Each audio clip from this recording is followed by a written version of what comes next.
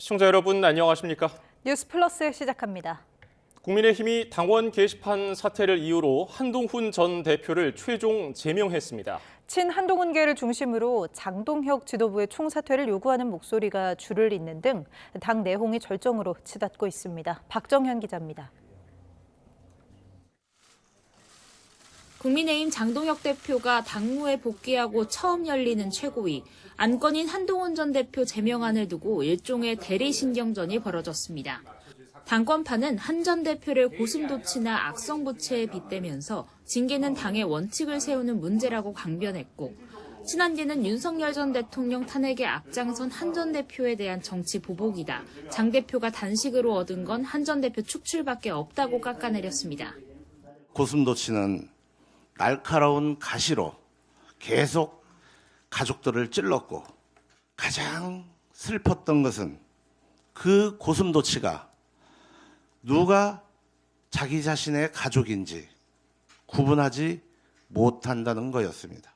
탄핵 찬성한 사람을 쫓아내면 국민들 시야에서는 우리 당이 어떻게 보이겠습니까? 이게 정말 지방선거에 도움이 되고 우리 당의 미래에 도움이 됩니까? 의결 권한을 가진 최고위원 단 9명만 참여한 비공개 회의는 속전속결 17분 만에 끝났습니다. 거수로 진행된 표결에서 우재준 최고위원만 반대 의사를 표시했고, 양양자 최고위원은 기권하면서 제명하는 장 대표를 포함한 나머지 7명의 찬성으로 가결됐습니다. 한 전 대표를 당에서 몰아내면서 국민의힘에선 사실상 내전이 시작됐습니다. 긴급 회견을 소집한 친한계는 정작 제명돼야 할 건 장동혁 지도부라며 격앙된 반응을 보였습니다. 개인의 정치적 이익을 위해 당의 미래를 희생시킨 것으로밖에 볼 수 없습니다. 장동혁 지도부는 이번 사태에 책임을 지고 즉각 물러나야 합니다. 추재선 중심 의원 모임 대한감일에도 스스로 뺄셈 정치를 선택하는 이유가 대체 뭐냐고 지도부를 강하게 규탄했고, 온건파로 분류되는 오세훈 서울시장도 기어이 당을 자멸의 길로 몰아넣었다며 장 대표는 즉각 물러나라고 비판했습니다. 비공개 의원총회에서는 선거를 앞두고 지도부가 자폭했다, 조작감사를 감찰하라는 쓴소리와 동시에 당내 문제라서 여태 수사 의뢰를 참았다는 반박으로 충돌이 빚어진 거로 파악됐습니다. 계엄과 탄핵을 겪으면서 국민의힘은 내부 갈등을 반성하는 차원에서 개파 불용을 당원에 새겼습니다. 그러나 이 원칙이 무색하게 선거를 앞두고 당은 또 한 번 두 쪽으로 갈라졌습니다. YTN 박정현입니다. 네, 방금 들어온 소식입니다. 쿠팡 한국 대표인 로저스 헤럴드 대표 내일 오후 2시에 경찰에 출석한다는 소식이 들어왔습니다. 쿠팡 정보 유출 관련해서 셀프 조사 등 관련 고발을 당했는데요. 첫 경찰 소환 조사입니다. 네, 경찰은 쿠팡 측의 정보 유출 관련 자료 처리 과정에서 증거인멸 혐의를 우선 조사할 계획인데요. 내일 이 쿠팡 헤럴드 로저스 한국 대표가 2시에 피의자 신분으로 출석한다는 소식 전해드렸습니다. 관련해서는 또 새로운 소식이 들어오면 전해드리도록 하겠습니다. 네, 다음 소식입니다. 짧은 정치 인생에서 최대의 위기를 맞게 된 한동훈 전 국민의힘 대표는 본인을 제명해도 좋은 정치의 열망을 꺾을 수는 없다고 반발했습니다. 반드시 돌아온다고 지지자들도 달랬는데 무소속 출마 등 다양한 가능성이 제기됩니다. 김철희 기자가 보도합니다. 제명이 확정되고 4시간 만에 징계 당사자인 한동훈 전 대표가 국회의 모습을 드러냈습니다. 90도로 허리를 숙이며 인사를 전한 뒤 1분가량 제명 결정에 대한 소회를 천천히 또박또박 밝혔습니다. 저를 제명할 수는 있어도 국민을 위한 좋은 정치의 열망을 꺾을 수는 없습니다. 또 우리가 당과 보수의 주인이니 포기하지 말고 기다려달라며 당원과 국민을 향한 호소를 이어갔습니다. 기다려 주십시오. 저는 반드시 돌아옵니다. 지난 2023년 겨울 비상대책위원장으로 추대되며 화려하게 입당했던 한 전 대표는 이로써 769일 만에 국민의힘 당적을 잃었습니다. 순탄치만은 않았던 정치 인생입니다.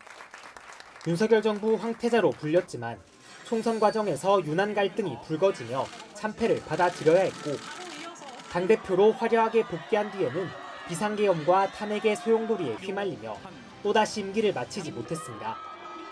조기 대선 때도 출사표를 던지며 정치의 끈을 놓지 않았지만 당계 논란에 따른 최고 수위 징계로 최대 위기에 봉착했습니다.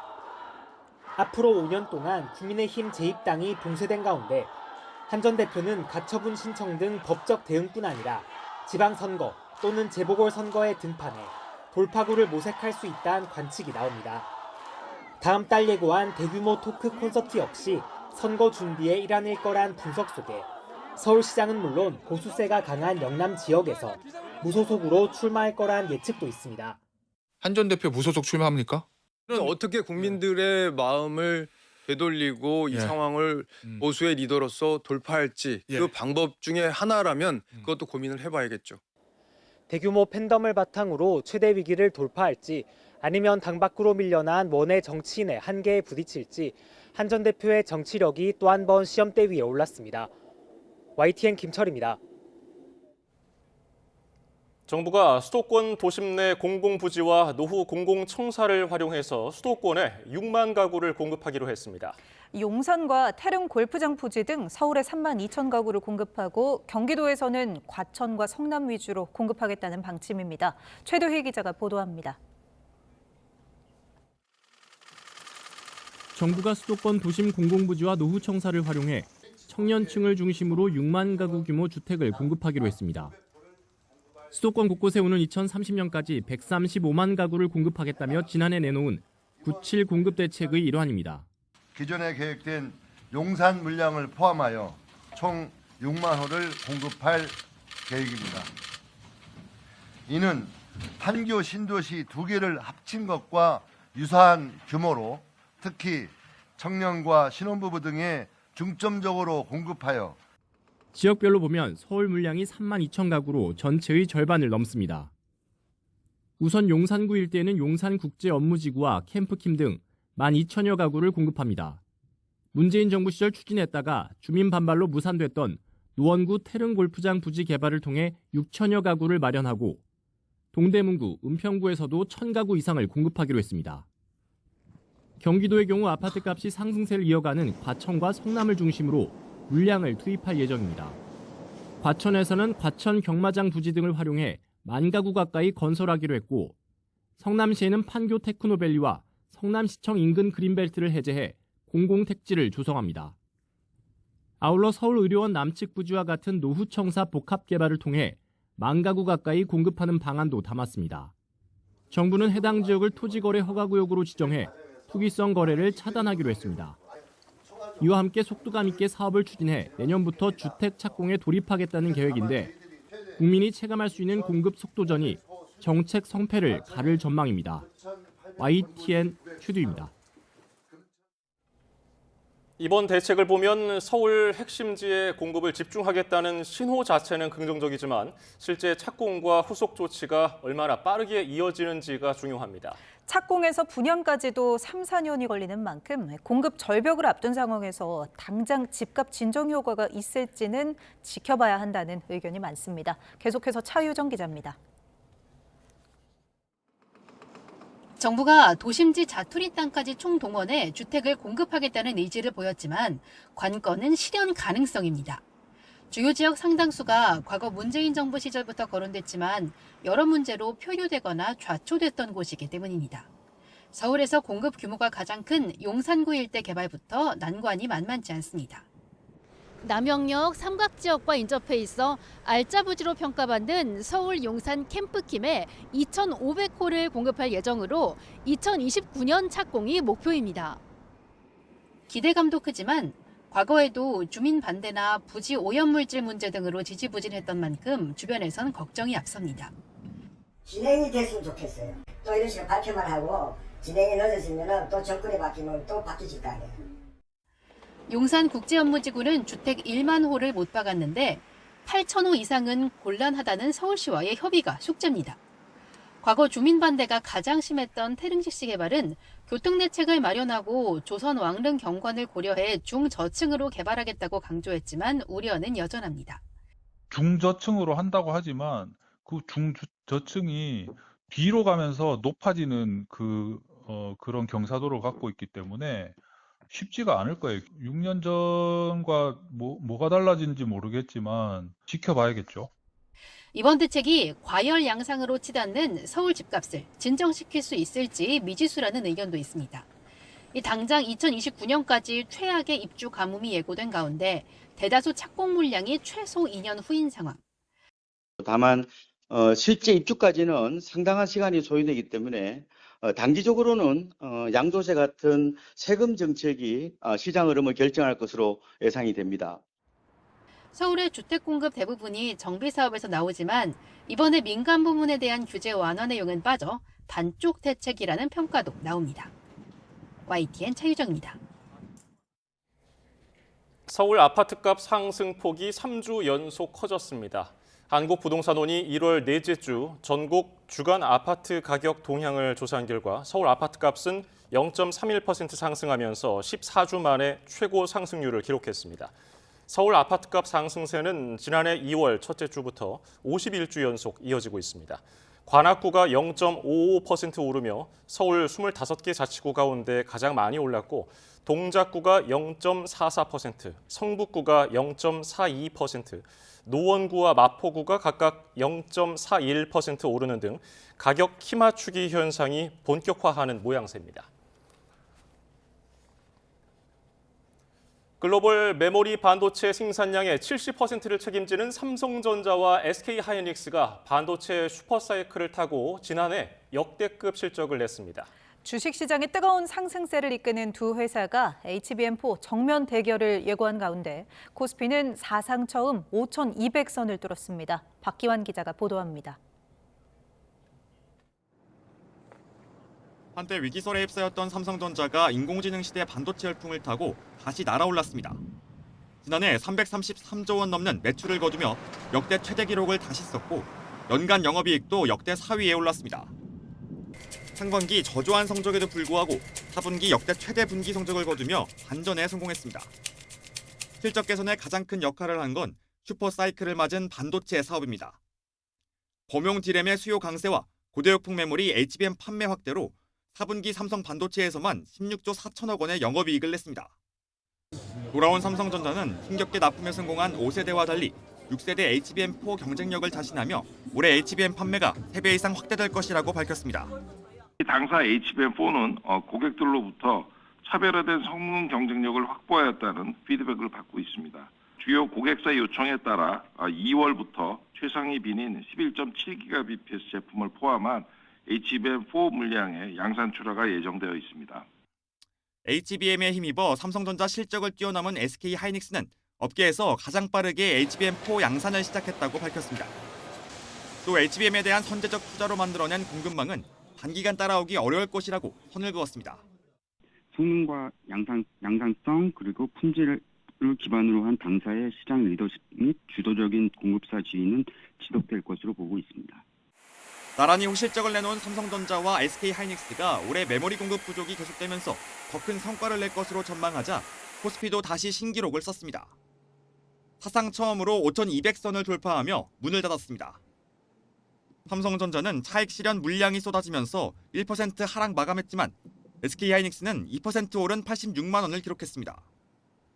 연일 무서운 상승세를 보이는 코스닥 지수는 3% 가까이 오르면서 1,160선에 올라섰습니다. YTN 박견입니다. 우리나라 수출 핵심인 반도체 산업의 경쟁력을 강화하기 위한 이른바 반도체 특별법이 1년 6개월 만에 국회 문턱을 넘었습니다. 국회는 오늘 본회의에서 재석 의원 206명 가운데 찬성 199명, 기권 7명으로 특별법을 가결했습니다. 특별법은 반도체 산업에 필요한 전력과 용수, 도로망 등 산업 기반 시설을 조성할 경우 국가나 지방자치단체가 이를 지원할 수 있는 근거를 마련했습니다. 다만 국민의힘이 요구해온 반도체 업계에 대한 주 52시간 근로시간 예외 적용 조항은 소관 상임위원회에서 계속 논의한다는 부대 의견을 달고 법안에서는 제외됐습니다. 이재명 대통령은 코스닥에 상장된 부실 기업을 신속히 퇴출하겠다는 정부 발표와 관련해서 증권거래소는 일종의 백화점이라며 시장 신뢰가 중요하다고 밝혔습니다. 이 대통령은 오늘 SNS에 정부의 코스닥 시장 경쟁력 강화 방안 발표 기사를 올리고 상품 가치가 없는 썩은 상품, 가짜 상품이 많으면 누가 가겠느냐며 이같이 적었습니다. 이는 부실기업 퇴출을 통한 시장 체질 개선과 더불어서 주가 조작 등 불공정 거래에 대해서도 엄정하게 대응하겠다는 의지로 풀이됩니다. 현대차가 미국발 관세 여파로 지난해 역대 최대 매출을 기록하고도 영업이익이 크게 줄었습니다. 현대차는 연결 기준 지난해 영업이익이 11조 4,679억 원으로 전년도 영업이익보다 19.5% 감소한 것으로 잠정 집계됐다고 공시했습니다. 매출은 전년 대비 6.3% 증가한 186조 2,545억 원으로 사상 최대를 기록했고 영업이익률은 6.2%로 집계됐습니다. 지난해 4월부터 부과됐던 미국 자동차 관세가 수익성에 악영향을 미친 것으로 관세 비용은 4조 1,100억 원으로 기아와 합산하면 7조 2천억 원에 이르는 것으로 조사됐습니다. 김정관 산업통상자원부 장관이 도널드 트럼프 미국 대통령의 관세 인상 위협에 대응하기 위해서 워싱턴 DC에 도착했습니다. 김 장관은 하워드 로트닉 상무장관과 만나 우리 정부의 대미 투자 입장에는 변함이 없음을 강조하고 국회 입법 진행 상황에 대해 설명하겠다고 말했습니다. 워싱턴 홍상희 특파원입니다. 캐나다에서 워싱턴 DC로 달려온 김정관 산업통상부 장관은 긴박한 통상 현실이지만 차분히 대응해 나가겠다고 말했습니다. 트럼프 대통령의 관세 인상 발표 배경은 국내 입법 상황, 즉 국회에서 아직 통과하지 못한 대미 투자 특별법에 있는 것으로 알고 있다고 밝혔습니다. 특히 러트닉 상무장관과는 이미 한 차례 연락했고 어떤 이슈도 터놓고 이야기하는 사이라며 현지 시간 29일 오후에 만나 우리 정부의 대미 투자 이행 의지를 강조할 계획이라고 설명했습니다.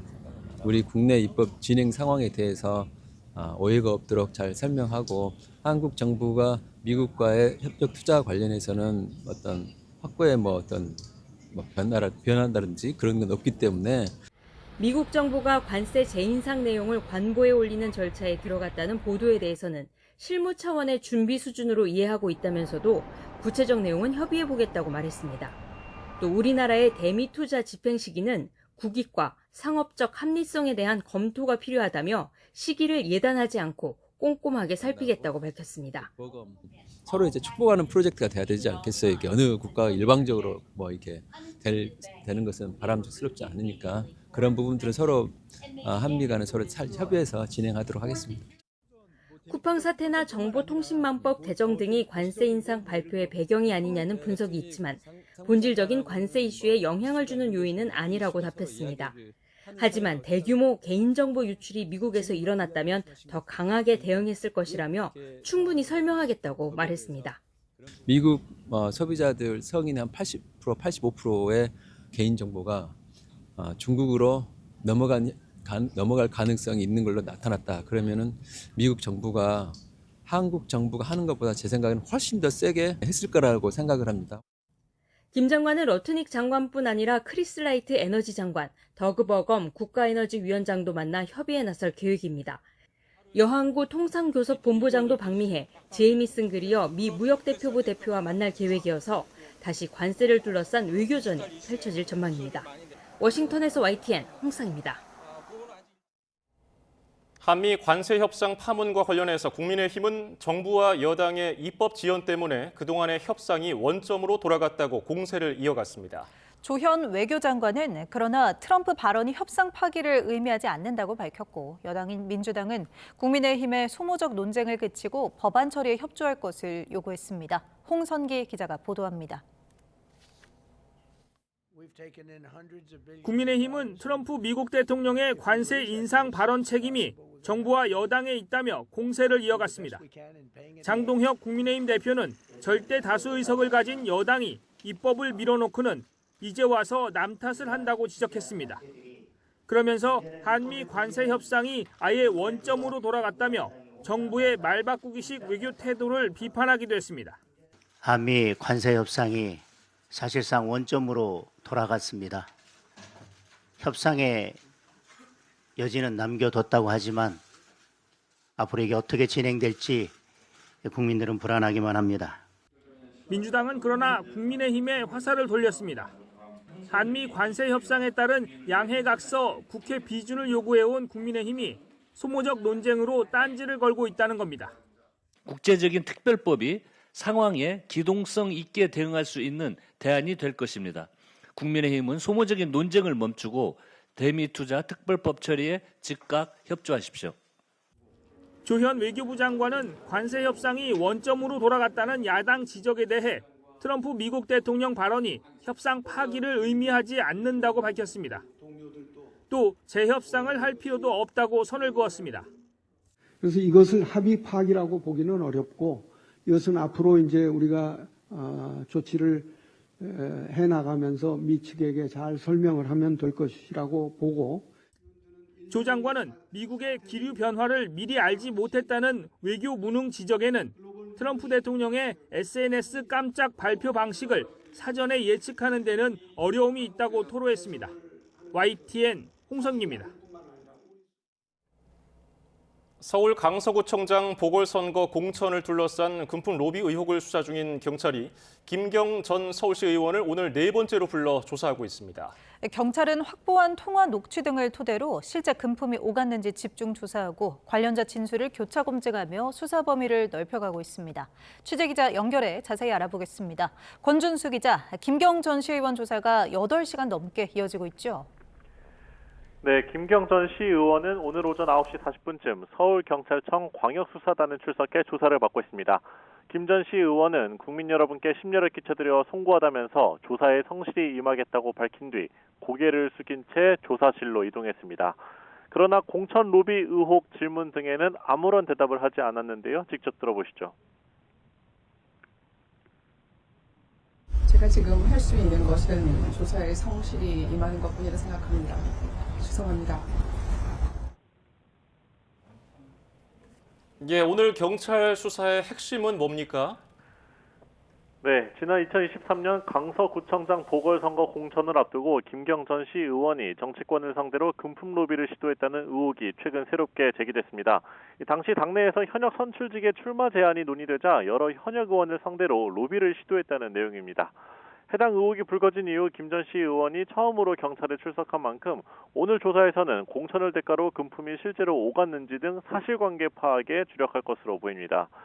경찰은 얼마 전 서울시 의회가 보관하던 PC도 확보했는데요. 이 안에는 김 전 시 의원의 녹취 120여 개가 저장돼 있었고 당시 민주당 의원이 최소 7명 언급된 것으로 파악됐습니다.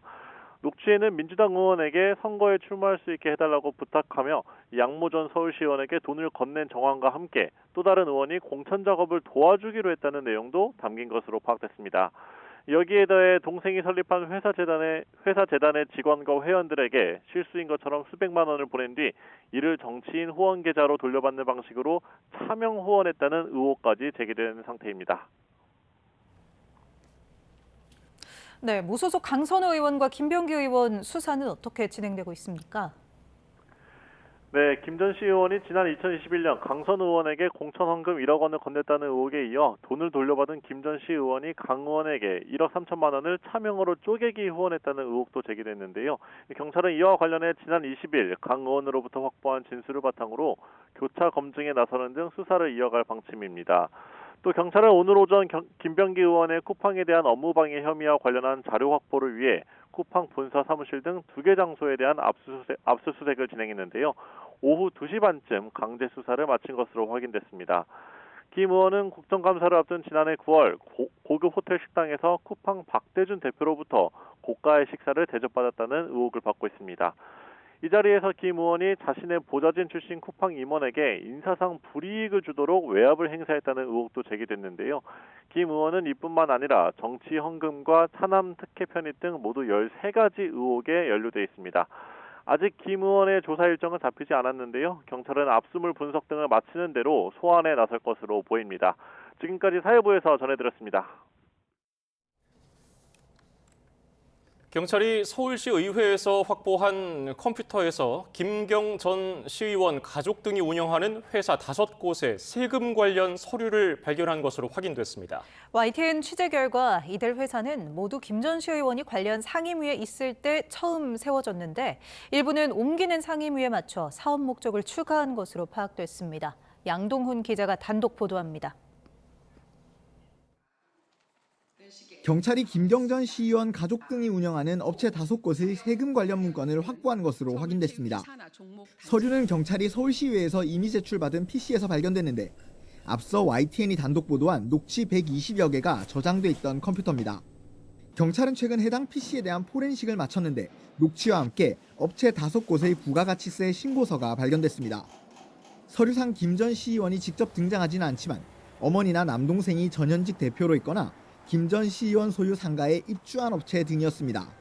이 중 일부는 서울시 등에서 여러 차례 각종 계약을 따내 김 전 시의원이 특혜를 준 것 아니냐는 의혹이 제기됐는데 YTN 취재진은 이들 회사 설립 때부터 김 전 시의원과의 관계가 의심되는 정황을 포착했습니다. 이들 회사 5곳은 처음에는 모두 교육 관련 회사로 만들어졌습니다.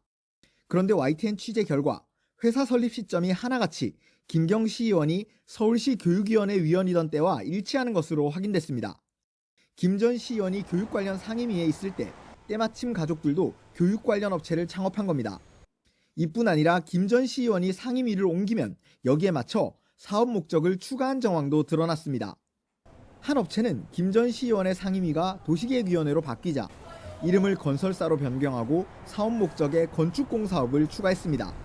5곳 중 또 다른 회사는 김 전 시의원이 문화체육관광위원장이 되자 사업 목적에 미디어 콘텐츠 창작업 등을 끼워 넣었습니다.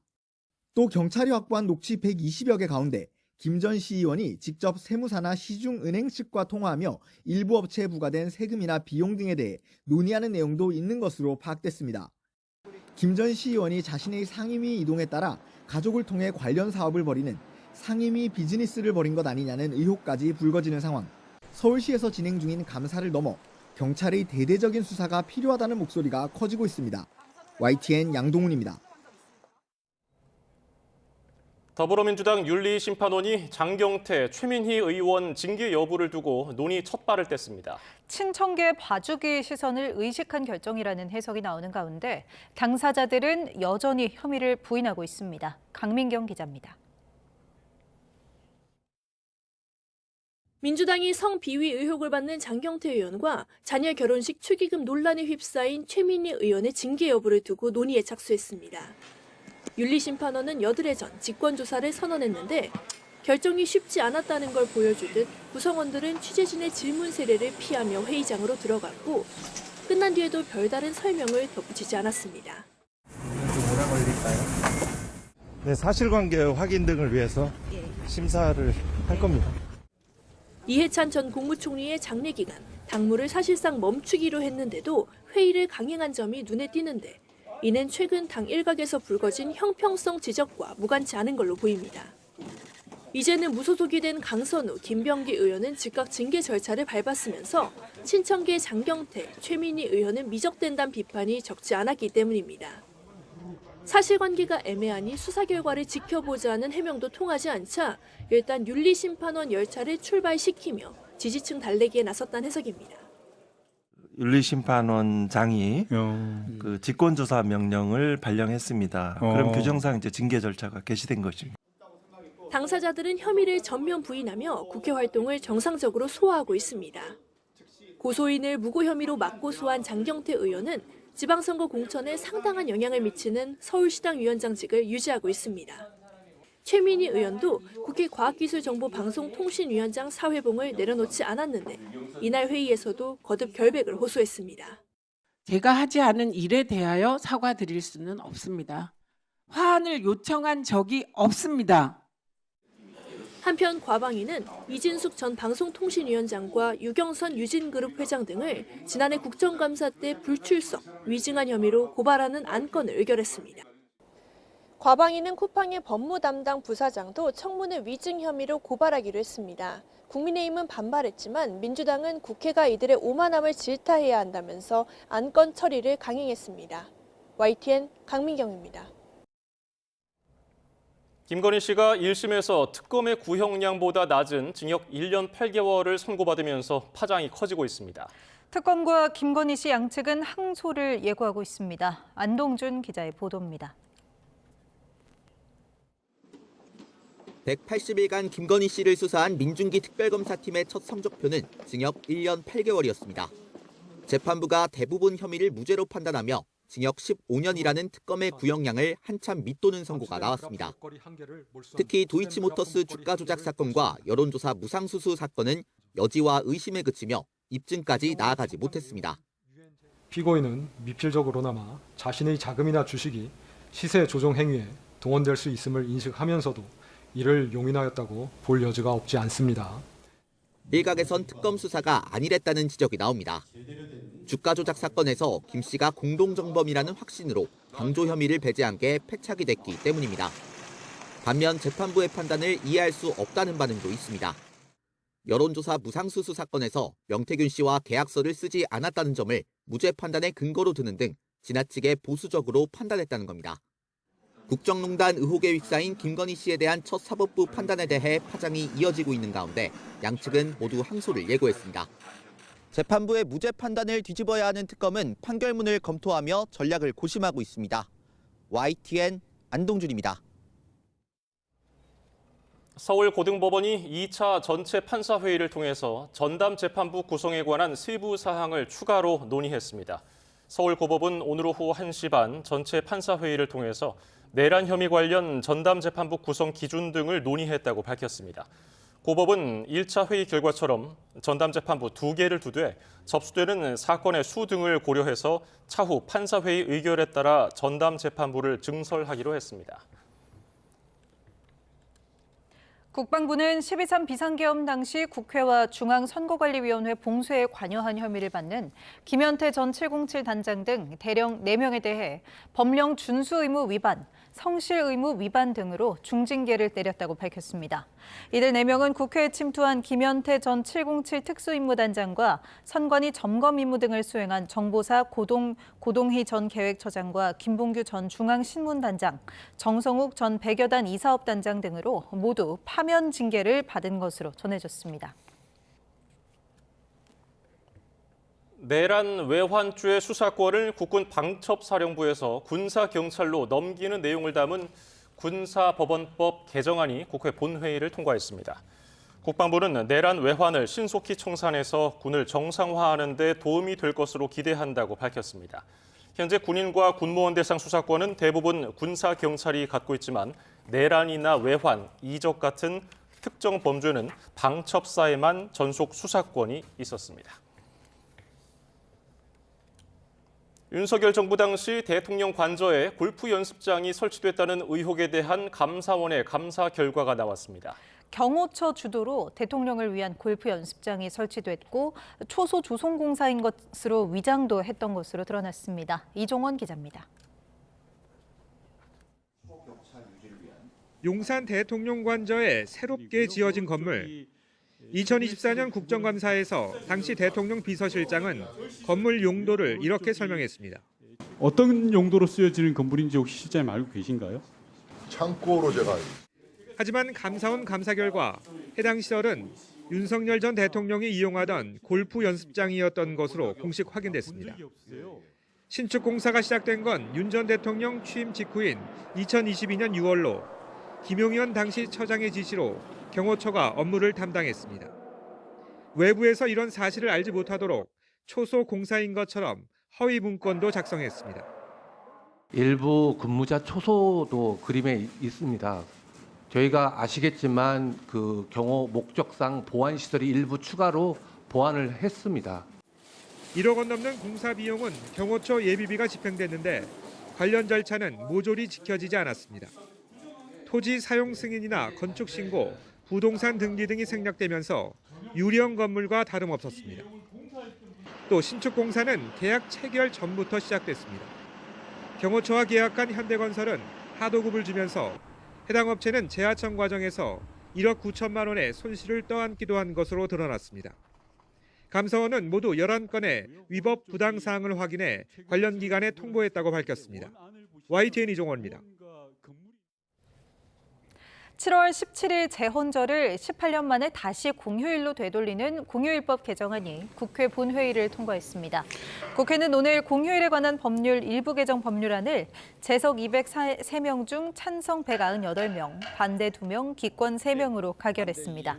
개정안은 국경일 가운데 3.1절, 광복절, 개천절, 한글날로 한정된 공휴일 범위를 모든 국경일로 확대하는 내용을 담고 있습니다.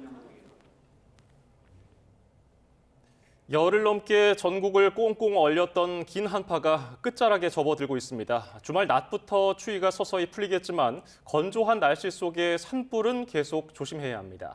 2월이 시작하는 다음 주 초에는 중부지방에 눈이 내릴 전망입니다. 김민경 기자의 보도입니다. 쉴 새 없이 흐르던 물줄기는 사라지고 도심 폭포는 얼음벽으로 변했습니다. 열흘 넘게 이어진 매서운 추위가 도심 풍경까지 얼려놨습니다. 전국을 뒤덮은 긴 한파, 차츰 끝자락에 접어들고 있습니다. 북쪽 찬공기 축이 동쪽으로 이동해 나가고 상대적으로 온화한 서풍이 유입되면서 길게 이어진 추위가 이번 주말부터는 점진적으로 기온이 회복이 될 것으로. 주말 낮부터 기온이 서서히 오르며 한낮에는 영상권을 회복하는 곳이 늘어날 전망입니다.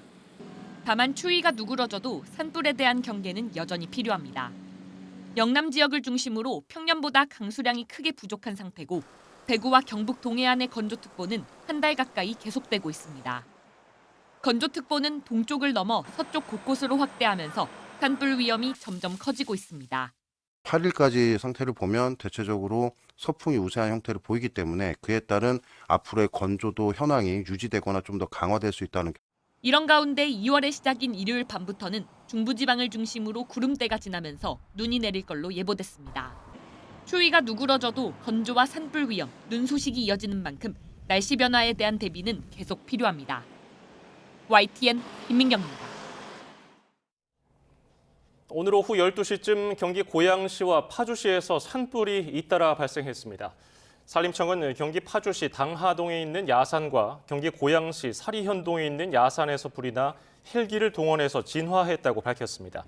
두 산불로 인한 인명피해는 현재까지 없는 것으로 알려졌습니다.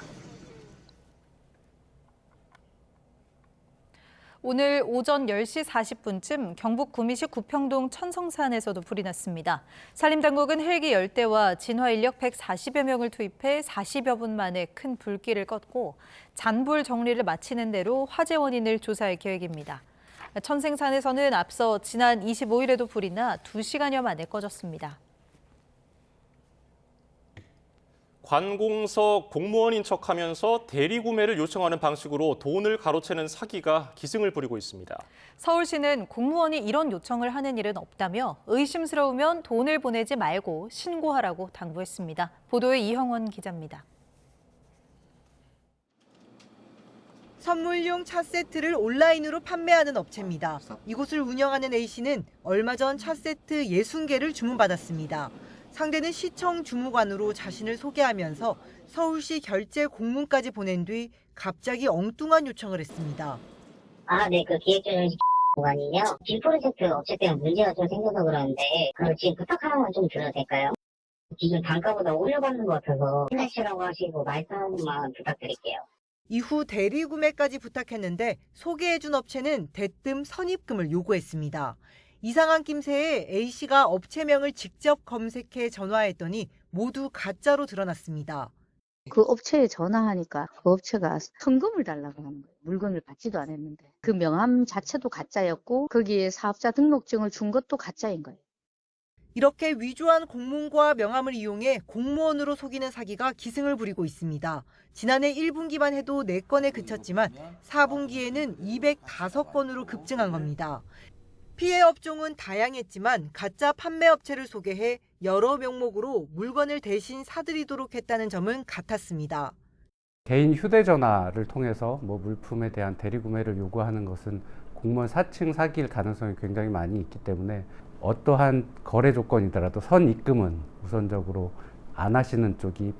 서울시는 추가 피해를 막기 위해 가짜 명함 등 증거 자료를 모아 고발에 나서는 등 엄정 대응하기로 했습니다. YTN 이영훈입니다. 최근 국내로 압송된 캄보디아 범죄 조직원 가운데 상당수는 물품 구매 사기에 가담했습니다. 경찰 조사에서 해당 조직이 관공서나 기관 140곳을 사칭해 200명이 넘는 피해자에게서 71억 원을 뜯은 걸로 드러났습니다. 보도에 차상은 기자입니다. 지난해 12월 9일 캄보디아에서 체포된 사기범죄 조직원 70여 명이 지난주 국내로 압송되는 모습입니다. 이 가운데 3분의 2가량은 물품 판매 사기 피의자로 모두 부산에서 조사받았습니다. 공무원과 판매업체 관계자로 역할을 나눠 특정 업체 물품을 대신 구매해달라고 피해자를 속여 돈을 가로채는 게 대표적인 범행 수법입니다. 당일이나 그 다음 날이나 계약을 한 게 또 할 게 있어가지고 또 제 주무관 이름 들으니까 또 너무 믿었던 거지. 경찰은 해당 조직이 캄보디아 시아누크빌 지역에 거점을 두고 사기 행각을 벌였다고 밝혔습니다.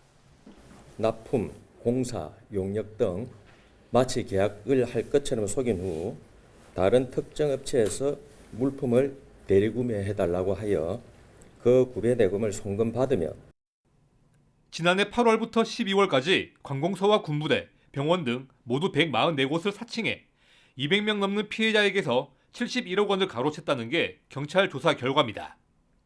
일부 조직원들은 취업 사기를 당했다거나 납치 감금 피해자라고 주장했지만 실제로는 범행에 자발적으로 가담한 것으로 드러났습니다.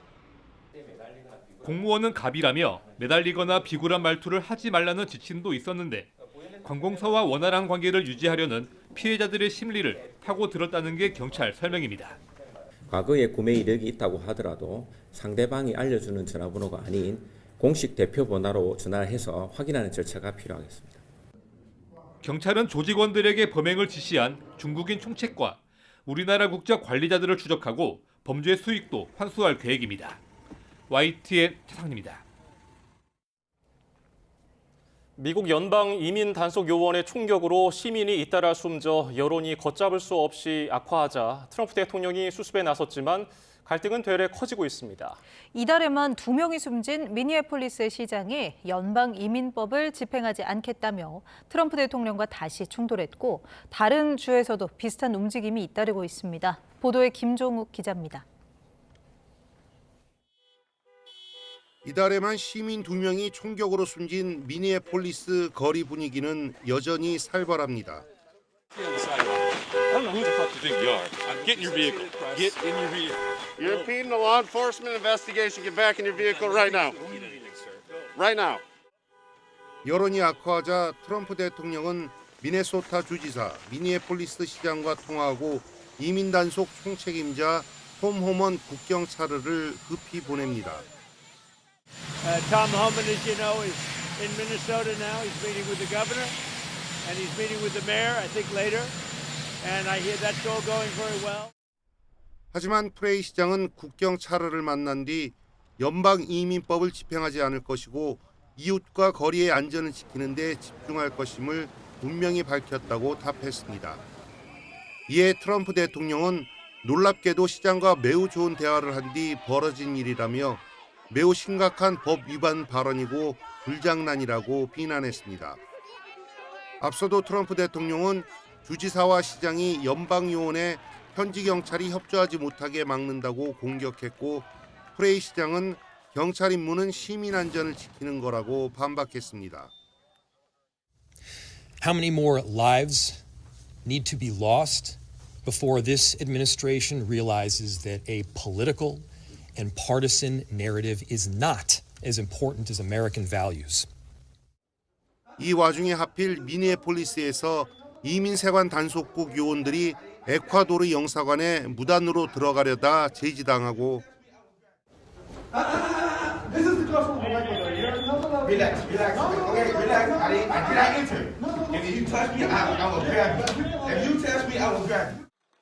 소말리아 이민자 출신 오마르 민주당 하원 의원은 이민세관 단속국 폐지와 국토안보부 장관 사퇴를 촉구하다 액체 분사 공격을 당해 분위기는 더욱 험악한 상황입니다. 민주당이 이끄는 주에선 연방정부의 이민 단속을 막기 위해 새로운 법을 추진하고 있습니다. 콜로라도에선 단속 과정에서 민권을 침해당한 개인이 연방 사법당국 관료에 소송을 낼 수 있게 한 법안이 발의됐습니다. 캘리포니아에선 이민세관 단속국 요원 총격을 주 정부가 독자 수사하고 주 정부 자산을 연방정부 작전 준비 공간으로 쓰지 못하게 하는 법안이 검토되고 있습니다. YTN 김종우입니다. 도널드 트럼프 미국 대통령이 달러 약세를 반기는 발언을 잇따라 내놓으며 전 세계 외환 시장이 요동치고 있습니다. 재무장관이 진화에 나섰지만 오히려 미국 행정부의 정책 신뢰도에 대한 불안이 더 커졌습니다. 권영희 기자가 보도합니다. 트럼프 대통령이 달러 가치가 낮아지는 걸 원하는 건 확실합니다. 달러가 떨어져야 미국 제품의 가격 경쟁력이 생겨 수출이 늘어납니다. 미국 우선주의의 핵심인 제조업 부활과 일자리 창출로 이어질 수 있습니다. 특히 오는 11월 중간 선거를 앞두고 핵심 지지층 러스트벨트 제조업 노동자들에게 성과를 보여주려는 정치적 압박도 작용합니다. Because it's hard to compete when they devalue. But they always fought, no, our dollar is very good. 시장은 달러 투매로 응답했고 달러 인덱스는 2022년 이후 최저치인 95선까지 밀려났습니다. 파장이 커지자 스콧 베선트 재무장관이 미국은 항상 강달러 정책을 유지해왔다며 급히 진화에 나섰습니다. 선거 승리를 위해 약달러를 외치는 트럼프와 시장 신뢰를 지키기 위해 강달러를 주장하는 재무부의 기묘한 엇박자가 연출됐습니다. 이런 혼선은 시장에 불안감을 안겨줍니다. The real news that's going to be affecting the equity markets as well as fixed income markets in this early part of 2026 is what is happening with the value of the dollar. 달러는 낙폭을 일부 만회했지만 전문가들은 선거를 앞둔 트럼프 행정부의 근본적인 환율 정책을 의심합니다. 투자자들은 안전자산인 금으로 몰리고 있습니다. 연준의 금리 동결 속에 트럼프의 환율 흔들기가 계속되면서 글로벌 금융시장은 불확실한 롤러코스터 장세를 예고하고 있습니다. YTN 권영입니다. 미국의 중앙은행인 연방준비제도가 올해 첫 통화정책회의에서 기준금리를 동결하기로 했습니다.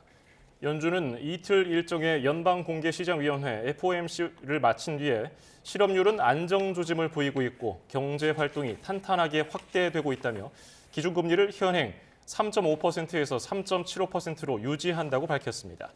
연준 의원 10명은 동결에 찬성했고 친 트럼프 성향의 스티븐 마이런 연준 이사와 크리스토퍼 월러 연준 이사는 0.25% 금리 인하를 주장하면서 반대했습니다. 이런 가운데 이란을 둘러싼 지정학적 위기감이 커지면서 국제 금값이 사상 처음으로 온스당 5,500달러를 넘어섰습니다. 한국 시각 29일 오전 금 현물 가격은 하루 전 종가보다 2.3% 오른 온스당 5,542.53달러를 기록했습니다.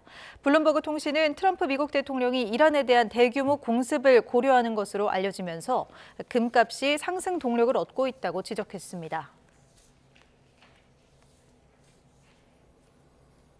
다음 달 8일 중의원 선거를 앞두고 일본 언론들이 선거 전 초반 판세 분석 결과 자민당이 각 지역에서 우세를 보이고 있다고 전했습니다. 현재 추세대로라면 자민당 단독 과반도 노릴 수 있다고 전망했는데 다만 아직 지지 후보를 정하지 않은 20%의 향방이 변수가 될 것으로 분석했습니다. 도쿄에서 김세호 특파원의 보도입니다.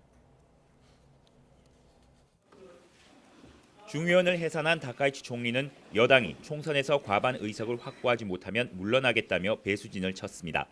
自民党と維新で過半数が取れなかったら、私は即刻退陣することになりますので、歯を食いしばって頑張ってまいります。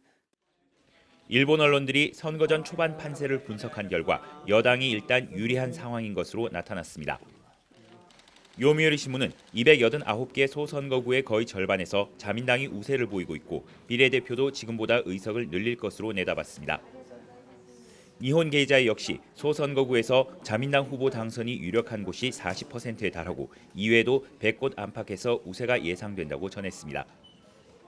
분석대로라면 자민당은 중의원 465석 가운데 단독으로 과반인 233석을 넘길 수 있을 것으로 보입니다. 또 연립여당인 일본 유신회와 합치면 상임위를 독식할 수 있는 절대 안정 의석인 261석 이상도 가능하다는 관측도 나옵니다. 대중 강경 기조와 방위력 증강, 외국인 규제 강화 등의 보수 유권자들이 적극적으로 호응하고 있는 것으로 보입니다. まだまだ低いんで防衛力がやっぱりいろんな周りの国との関係を考えるともう少し防衛力を強化してもいいんじゃないかな。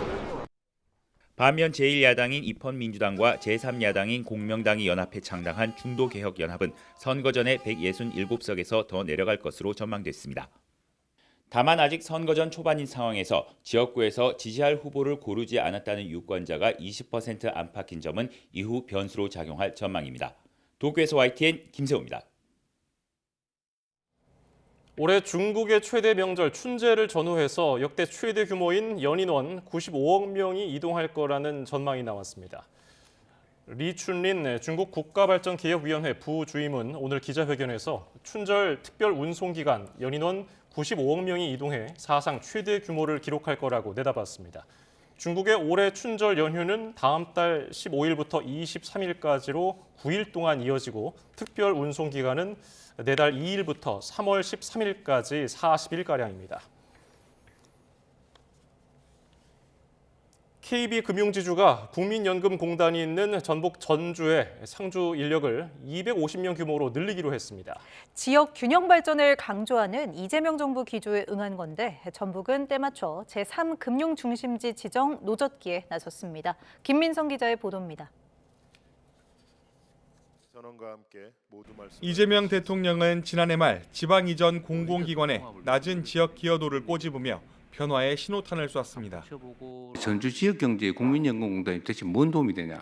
그 지역에 있는 운용회사에게 우선권을 주든지.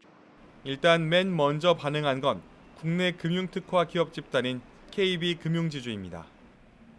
KB 자산운용을 중심으로 전북 혁신도시에 임직원 100여 명을 추가 상주시키기로 했습니다. 기존에는 약 150명이 근무 중이었고 그중 상당수는 보험 영업 인력이었습니다.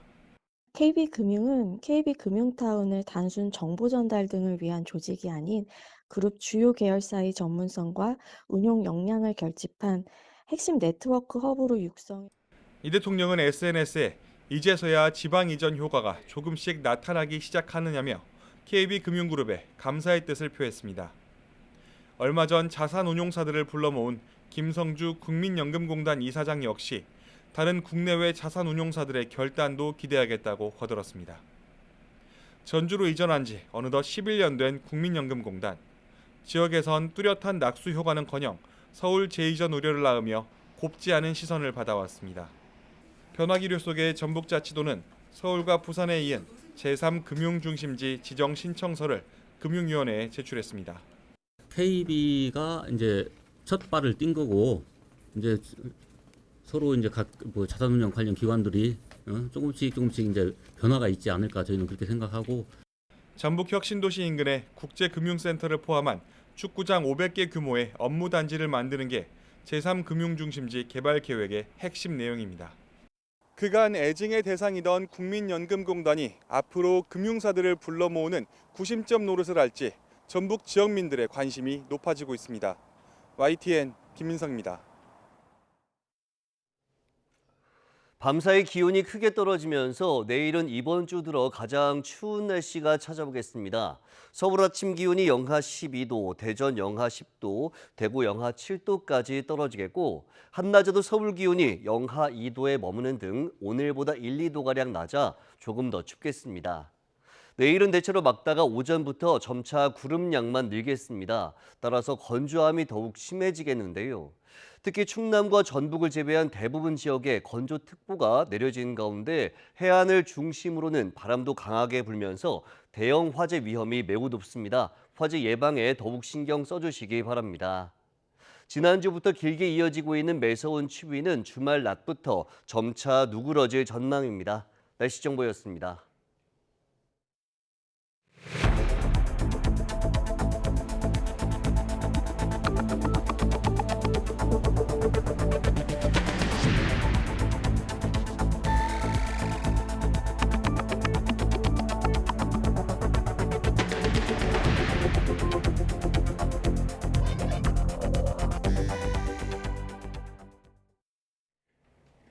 정부가 서울 용산과 경기 과천 등 도심에 주택 6만 호를 짓겠다고 밝혔습니다.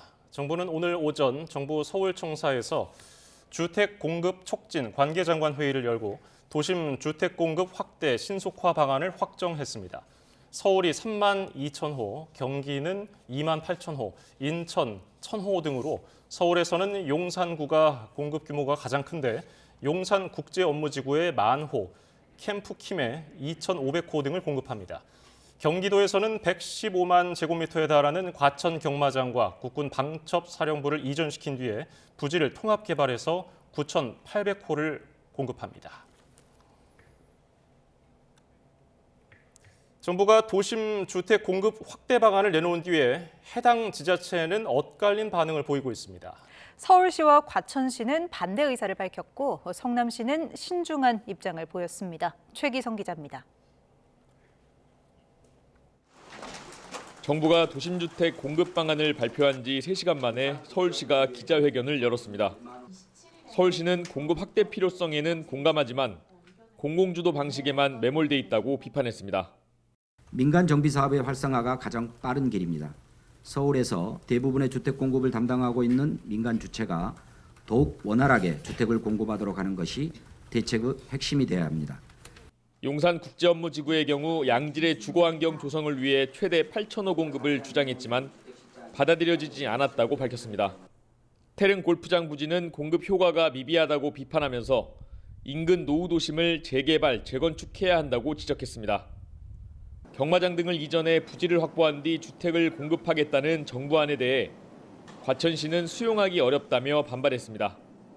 신계용 과천시장은 과천시의 주택 규모는 이미 한계를 넘어섰다면서 도로, 교통, 상하수도 등 도시 기반시설 수용 여건이 이미 한계에 이른 상황이라고 말했습니다. 현재 과천 지역에선 과천지식 정보타운, 과천지구, 주암지구, 가련지구 등 4개 공공주택지구 개발이 이뤄지고 있습니다. 판교 테크노밸리와 성남시청이 인접한 곳에 주택을 공급하는 계획과 관련해 성남시는 찬반 여부를 언급하지 않았습니다. 성남시는 향후 공공주택 사업 추진 시 국토부와 협의해 성남시 참여 방안을 검토할 예정이라며 협의 필요성만 강조했습니다. 남양주시는 예비 타당성 조사 면제로 개발 사업이 1년 정도 빨라질 거라며 반겼고 고양시는 2015년부터 추진해온 현안 사업이라며 환영한다고 밝혔습니다. YTN 최기성입니다. 이런 가운데 이번 주 서울 아파트값 상승률은 3주 연속 커지면서 14주 만에 최대 상승폭을 기록했습니다.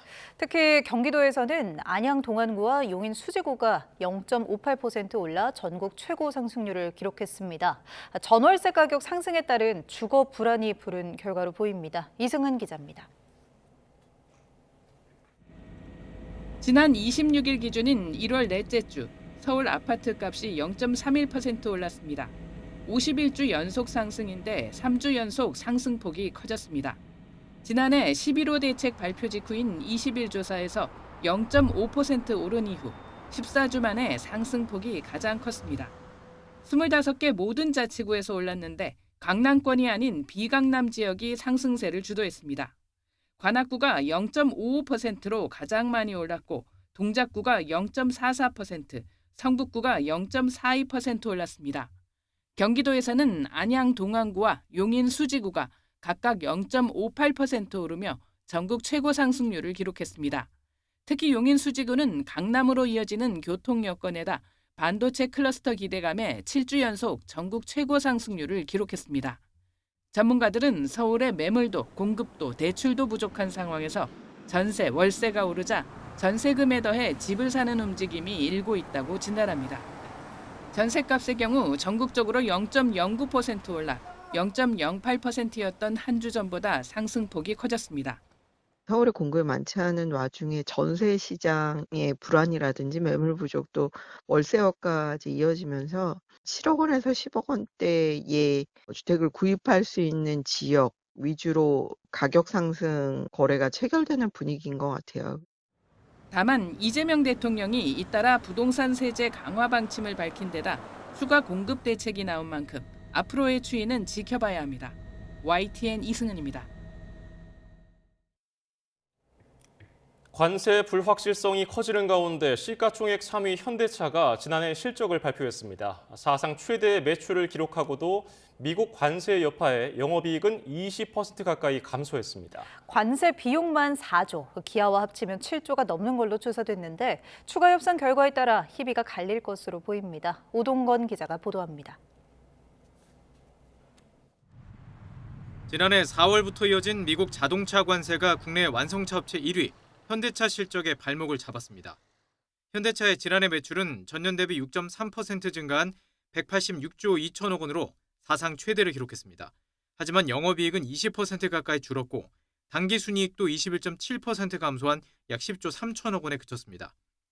미국발 관세 영향이 집중됐던 지난해 4분기 실적을 보면 매출은 46조 8천억 원으로 소폭 늘었지만 영업이익은 1조 6천억 원으로 전년보다 40% 가까이 급감했습니다.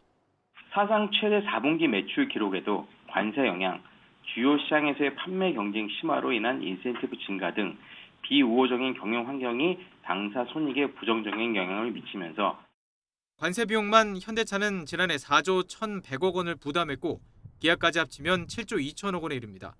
미국 트럼프 행정부가 예고한 대로 자동차 25% 관세를 부과할 경우 올해 수익성은 추가로 악화할 가능성도 있습니다. 다만 최근 현대차는 CES 2026에서 공개한 휴머노이드 아틀라스가 시장의 주목을 받으며 주가가 반등해 시총 3위 자리를 차지하는 등 신사업에 대한 기대감이 커지고 있습니다. CES 때도 발표했던 것처럼 휴머노이드 메타플랜트의 POC는 연말부터 POC는 신기술을 실제 사업에 적용하기 전 개념과 가능성을 검증하는 절차로 현대차는 지난해 말부터 생산 현장에서의 휴머노이드 활용 가능성 검증에 들어갔습니다. 사상 최대 매출에도 불구하고 관세 부담으로 수익성이 크게 흔들린 현대차. 다시 15%에서 25%로 관세를 올리겠다는 트럼프 미 대통령의 압박으로 불확실성에 갇힌 상황에서 긴장감 속의 관세 협상 결과를 지켜보고 있습니다. YTN 오동건입니다. 도널드 트럼프 미국 대통령의 관세 재인상 위협과 관련해 김정관 산업통상부 장관이 방미해 우리 정부의 대미 투자 입장에 변함이 없음을 설명할 것이라고 밝혔습니다. 김 장관은 현지 시간 28일 워싱턴 DC 근처 덜레스 국제공항에 도착해 한국 특파원들을 만난 자리에서 29일 오후 하워드 러트닉 상무장관을 만나 미국 측의 진위를 파악하고 우리 정부의 입장을 설명할 것이라고 말했습니다. 이재명 대통령이 외교 안보 사안에 대해서는 정쟁이나 정략의 수단으로 써서는 안 된다고 지적했습니다. 특히 외부로부터 부당한 공격을 당하면 함께 싸워줘야 한다고 당부했는데요. 최근 트럼프 대통령의 관세 재인상 언급 이후 정치권의 공방을 염두에 둔 것으로 보입니다. 이 대통령의 발언 직접 들어보겠습니다. 외부로부터 막 부당한 공격을 당하면 최소한 그럴 때는 우리가 바깥을 향해서 함께 목소리를 내고 같이 싸워줘야지. 아, 잘 됐다. 저놈은 이제 얻어맞네. 잘 때리고 있어. 이러면 되겠어요? 대개 선진국이라고 불리는 나라들은 외교 안보 문제에 관한 입장이 크게 다르지 않아요. 그런 걸 정쟁 또는 정략의 수단으로 쓰지 않는다. 이런 얘기입니다. 정말 이 힘든 국제사회 속에 파고라고 하는 거를 힘을 합쳐서 함께 넘어가면 좋겠습니다. 국민의힘 한동훈 전 대표의 제명 징계가 최종 확정됐습니다. 국민의힘은 오늘 최고위원회의를 열어서 당 중앙윤리위원회가 제명 처분을 내린 지 16일 만에 한 전 대표에 대한 징계를 의결했습니다. 당적을 박탈하는 제명 징계가 확정되면서 한 전 대표는 제명일로부터 5년 동안 다시 입당할 수 없게 됐습니다. 짧은 정치 인생에서 최대 위기를 맞게 된 한동훈 전 국민의힘 대표는 본인을 제명해도 좋은 정치의 열망을 꺾을 수는 없다고 반발했습니다. 반드시 돌아온다고 지지자들도 달랬는데 무소속 출마 등 다양한 가능성이 제기됩니다. 김철희 기자입니다. 제명이 확정되고 4시간 만에 징계 당사자인 한동훈 전 대표가 국회의 모습을 드러냈습니다. 90도로 허리를 숙이며 인사를 전한 뒤 1분가량 제명 결정에 대한 소회를 천천히 또박또박 밝혔습니다. 저를 제명할 수는 있어도 국민을 위한 좋은 정치의 열망을 꺾을 수는 없습니다. 또 우리가 당과 보수의 주인이니 포기하지 말고 기다려달라며 당원과 국민을 향한 호소를 이어갔습니다. 기다려 주십시오. 저는 반드시 돌아옵니다. 지난 2023년 겨울 비상대책위원장으로 추대되며 화려하게 입당했던 한 전 대표는 이로써 769일 만에 국민의힘 당적을 잃었습니다. 순탄치만은 않았던 정치 인생입니다. 윤석열 정부 황태자로 불렸지만 총선 과정에서 유난 갈등이 불거지며 참패를 받아들여야 했고 당대표로 화려하게 복귀한 뒤에는 비상계엄과 탄핵의 소용돌이에 휘말리며 또다시 임기를 마치지 못했습니다. 조기 대선 때도 출사표를 던지며 정치의 끈을 놓지 않았지만 당계 논란에 따른 최고 수위 징계로 최대 위기에 봉착했습니다. 앞으로 5년 동안 국민의힘 제2당이 봉쇄된 가운데 한 전 대표는 가처분 신청 등 법적 대응뿐 아니라 지방선거 또는 재보궐선거에 등판해 돌파구를 모색할 수 있다는 관측이 나옵니다. 다음 달 예고한 대규모 토크 콘서트 역시 선거 준비의 일환일 거란 분석 속에 서울시장은 물론 보수세가 강한 영남 지역에서 무소속으로 출마할 거란 예측도 있습니다. 한 전 대표 무소속 출마합니까? 어떻게 국민들의 마음을 되돌리고 이 상황을 보수의 리더로서 돌파할지 그 방법 중에 하나라면 그것도 고민을 해봐야겠죠. 대규모 팬덤을 바탕으로 최대 위기를 돌파할지 아니면 당 밖으로 밀려난 원외 정치인의 한계에 부딪힐지 한 전 대표의 정치력이 또 한 번 시험대 위에 올랐습니다. YTN 김철입니다. 더불어민주당 윤리심판원이 장경태, 최민희 의원 징계 여부를 두고 논의 첫 발을 뗐습니다.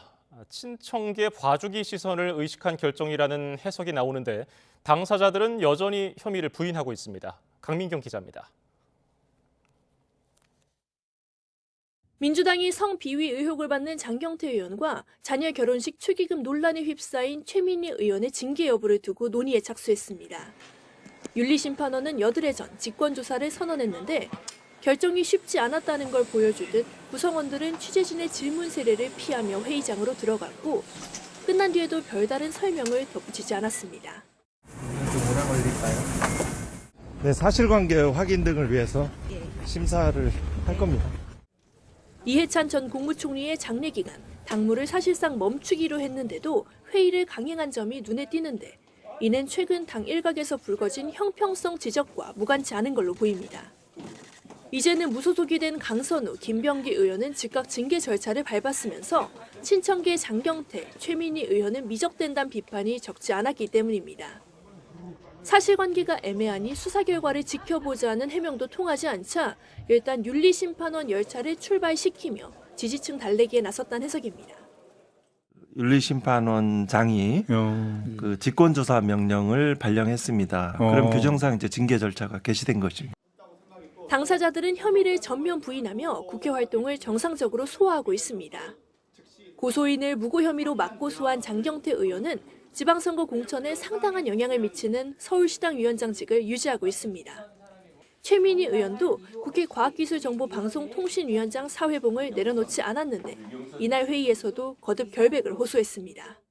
제가 하지 않은 일에 대하여 사과드릴 수는 없습니다. 화환을 요청한 적이 없습니다. 한편 과방위는 이진숙 전 방송통신위원장과 유경선 유진그룹 회장 등을 지난해 국정감사 때 불출석, 위증한 혐의로 고발하는 안건을 의결했습니다.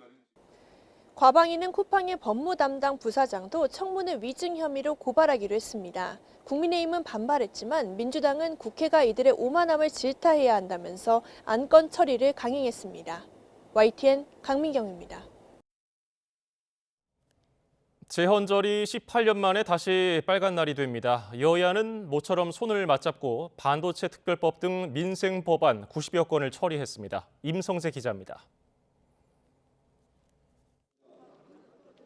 2차 종합특검법을 두고 필리버스터로 대치했던 여야가 약 2주 만에 본회의장에서 만났습니다.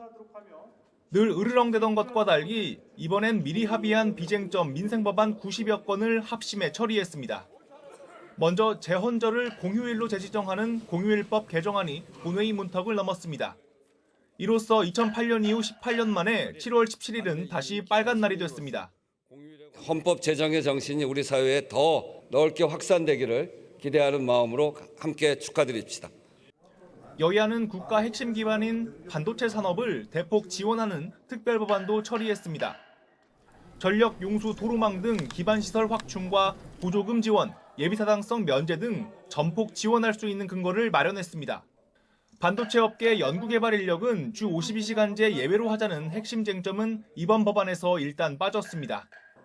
여야 간의 이견이 있어 치열한 논의를 거듭하였으나 우리나라 반도체 산업을 시급하게 지원해야 한다는 공감대 하에 필리버스터 제대로법이다, 소수야당 발언권 말살법이다, 이견이 팽팽하던 국회법 개정안도 합의 처리됐습니다.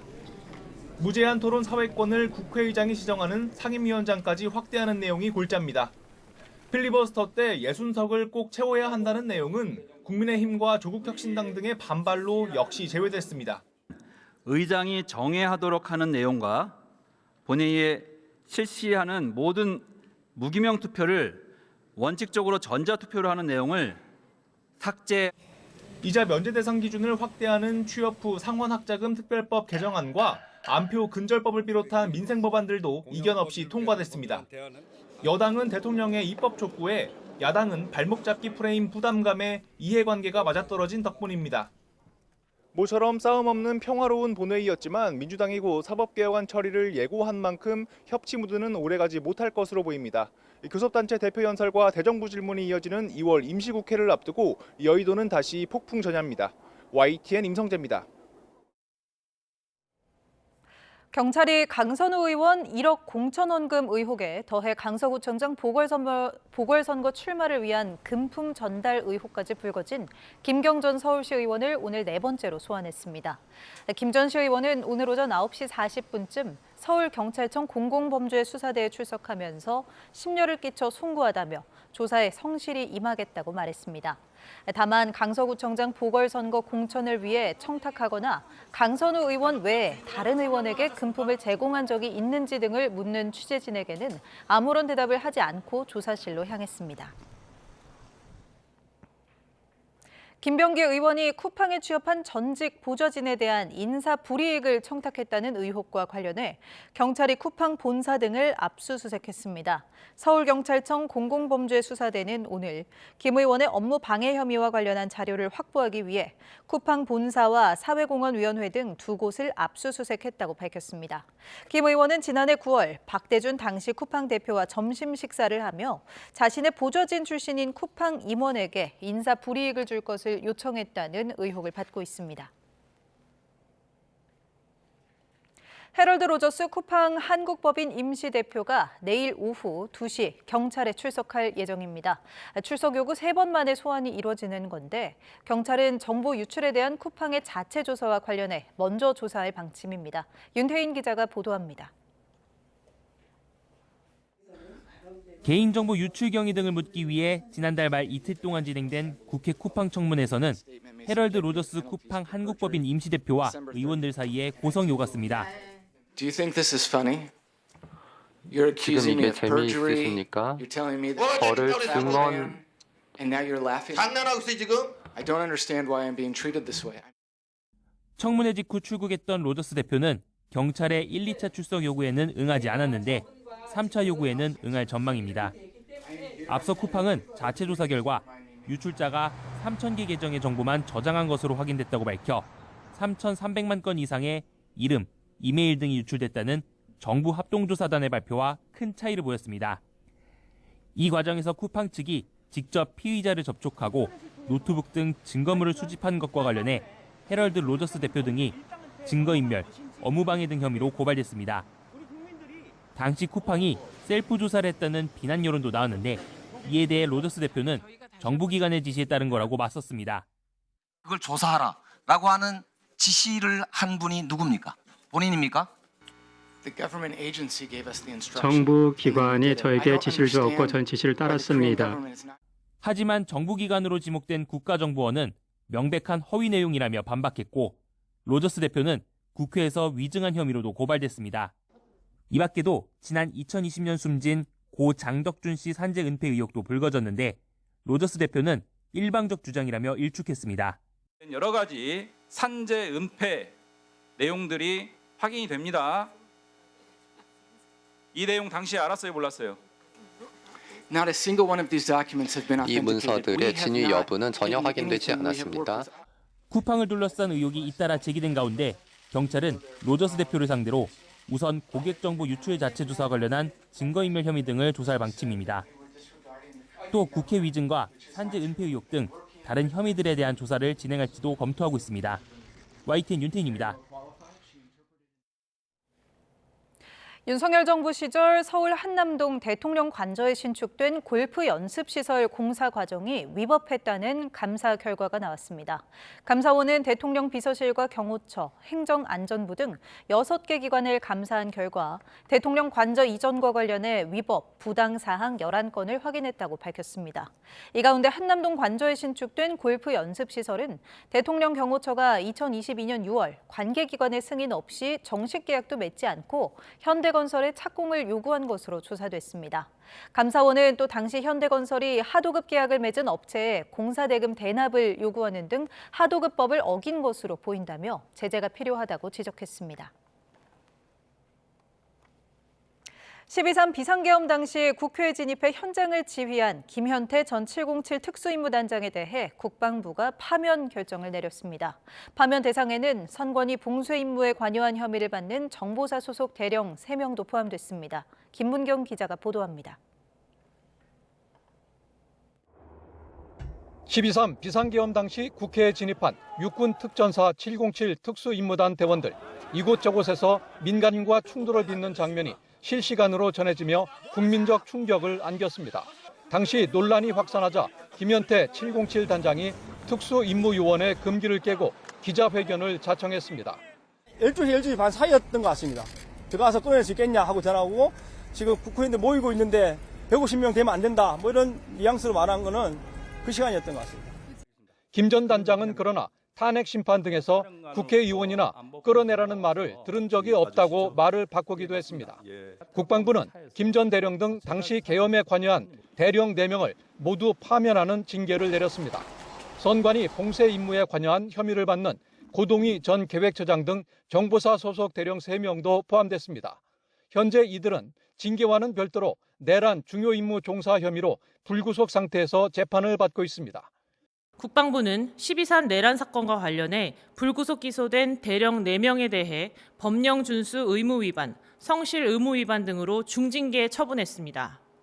이런 가운데 내란 외환죄 수사권을 국군 방첩사에서 군사경찰로 넘기는 군사법원법 개정안이 국회 본회의를 통과했습니다. 국방부는 내란 외환을 신속히 청산해 우리 군을 정상화하는 데 도움이 될 것으로 기대된다고 밝혔습니다. YTN 김문경입니다. 코스피가 5,200선을 돌파하며 또다시 사상 최고치로 마감했습니다. 장 초반에 5,252까지 상승했던 코스피는 0.98% 오른 5,221로 장을 마쳤습니다. 삼성전자는 지난해 최고 매출 실적을 달성했음에도 차익 실현 매물이 나오며 1% 하락했고 반면 SK하이닉스는 2%, 현대차는 7% 상승 마감했습니다. 코스닥은 기관의 2조 원 넘는 순매수로 2.73% 오른 1,164로 장을 마쳐 6일 연속 상승세를 이어갔습니다. 이재명 대통령은 썩은 상품이 많은 백화점에 누가 가겠느냐며 자본시장 경쟁력 강화를 위해 부실 기업을 신속히 퇴출하겠다는 의지를 밝혔습니다. 중소, 벤처기업 등이 주로 모인 코스닥 시장이 사정권에 들 것으로 보입니다. 강진원 기자입니다. 대기업 중심의 코스피와 함께 코스닥 지수도 상승세를 탄 가운데 이재명 대통령이 코스닥 시장 내 부실 기업을 상대로 칼을 빼들었습니다. 신속한 퇴출 방침을 밝힌 구윤철 부총리의 발언 관련 기사를 SNS에 공유하며 힘을 실었습니다. 부실 기업 신속 퇴출을 통해 투자자 신뢰를 제고하는 등 코스닥 시장 경쟁력도 강화하겠습니다. 특히 증권거래소를 백화점에 비유하며 썩거나 가짜인 상품이 많으면 누가 그곳에 가겠느냐고 꼬집었습니다. 상품 정리부터 확실히 하고 좋은 신상품을 서둘러 들여놔야 고객의 신뢰를 회복할 수 있다고도 했습니다. 이 과정에서 소매치기를 철저히 단속해야 한다고 못 박았는데 주가 조작 등 불공정 행위 또한 좌시하지 않겠다는 뜻으로 풀이됩니다. 이 대통령은 청와대 핵심 참모들과 회의에서도 주식시장의 정상화를 위한 개혁 의지를 강조했습니다. 주가가 지금 정상화되는 과정이라고 보거든요. 똑같은 주식인데 한국 오면은 한 40-50% 할인된단 말이에요. 왜 한국이 뭐 때문에? 그거 제거하면 정상으로 갈 거 아니에요. 정부는 이 대통령의 구상에 발맞춰 자본시장 선진화 정책 마련에 팔을 걷어붙였습니다. 국민참여형 국민성장펀드 등 세제 지원 금융상품을 도입하기 위해 2월 임시국회에서 세법 개정을 추진하고 국내 ETF 규제도 개선하기로 했습니다. 코스닥 벤처펀드에 넣은 투자금 중 소득공제를 받을 수 있는 한도를 늘리고 MSCI 선진국 지수 편입 역시 계속 도전할 계획입니다. 하나같이 우리 자본시장의 체질을 개선해 돈이 모이게 하려는 정책인데 이 대통령이 연일 국정운영의 속도를 강조하는 만큼 더욱 드라이브가 걸릴 것으로 보입니다. YTN 강준원입니다. 정부가 1,400조 원에 이르는 연기금 평가 기준에 코스닥 지수를 반영해서 코스닥 투자를 유도하기로 했습니다. 코스닥 지수 3,000, 이른바 3,000닥 달성을 뒷받침하기 위해서입니다. 또 벤처 투자 평가 배점도 2배로 높여서 연기금의 투자를 독려합니다. 탈세 논란과 관련해 군복무 중인 차은우 씨가 직접 SNS를 통해 사과하고 소속사도 2차례나 입장을 냈습니다. 하지만 구체적인 해명 대신 관계기관의 판단에 따른 앞으로의 책임을 강조했는데요. 어떤 이유에서일지 김승환 기자가 보도합니다. 차은우 씨는 탈세 의혹으로 200억 세금 추징을 통보받았다는 보도가 나온 뒤 나흘 만에 처음 입장을 밝혔습니다. 진심으로 사과한다고 운을 뗐지만 여러 가지 일들로 심려와 실망을 안겨드렸다는 포괄적인 표현에 그쳤습니다. 향후 최종 판단이 나오면 책임을 다하겠다고 언급했지만 의혹의 중심인 페이퍼 컴퍼니 실체나 법인 설계의 배경 등에 대해선 구체적으로 설명하지 않았습니다. 본인의 책임을 다할 것이다. 이렇게 밝힌 부분들은 이제 긍정적이고요. 다만 어떤 부분에 대한 사과인지는 구체적으로 이제 인정되지 않은 것 같습니다. 네. 소속사 역시 2차례 입장문을 내면서 확정된 사안이 아니다. 판단이 명확해지면 책임 있게 이행하겠다고 할 뿐 쟁점에 대한 직접적인 언급은 없었습니다. 이 같은 대응은 갑질 의혹 등 각종 논란에 휘말린 방송인 박나래 씨가 말을 아낀 것과 비슷한 맥락으로 읽힙니다. 법적 절차를 진행 중에 있습니다. 그 과정에서 추가적인 공개 발언이나 설명은 하지 않도록 하겠습니다. 법적, 행정적 판단이 진행 중인 상황에서 구체적 해명이 오히려 불리하게 작용하거나 추가 의혹 제기로 이어질 수 있다는 점에서 리스크를 최소화하려는 대응으로 보입니다. K-팝 아티스트의 심각한 논란을 가정한 사과 메시지를 대중이 어떻게 받아들이는지 살펴본 논문을 보면 감정에 호소하는 감성적 메시지가 이성적 메시지보다 대중이 사과를 받아들이게 하는데 더 효과적이었습니다. 또 팬들은 사과 방식이나 주체보다는 사건 자체의 심각성을 더 중요하게 평가하는 경향성도 확인됐습니다. 결국 잘 짜인 사과 메시지는 일정 부분 효과를 거둘 수는 있지만 법적 결론 등을 통해 의혹이 어느 정도 정리되기 전까지는 평판 회복에 시간이 걸릴 수 있다는 분석이 나옵니다. YTN 김승환입니다. 걸그룹 아이브 소속 장원영 등 유명인들을 악의적으로 비방한 가짜 영상을 인터넷에 올린 30대 유튜버에게 징역형의 집행유예가 확정됐습니다. 대법원은 오늘 정보통신망법상 명예훼손과 모욕 등 혐의로 기소된 유튜버 박모 씨에게 징역 2년에 집행유예 3년을 선고한 원심 판결을 확정했습니다. 박 씨는 지난 2021년 10월부터 2023년 6월 사이 자신이 운영하는 유튜브 채널 탈덕 수용소에 연예인이나 인플루언서 등 유명인 7명을 비방하는 영상을 23차례 올려 명예를 훼손한 혐의 등으로 재판에 넘겨졌습니다.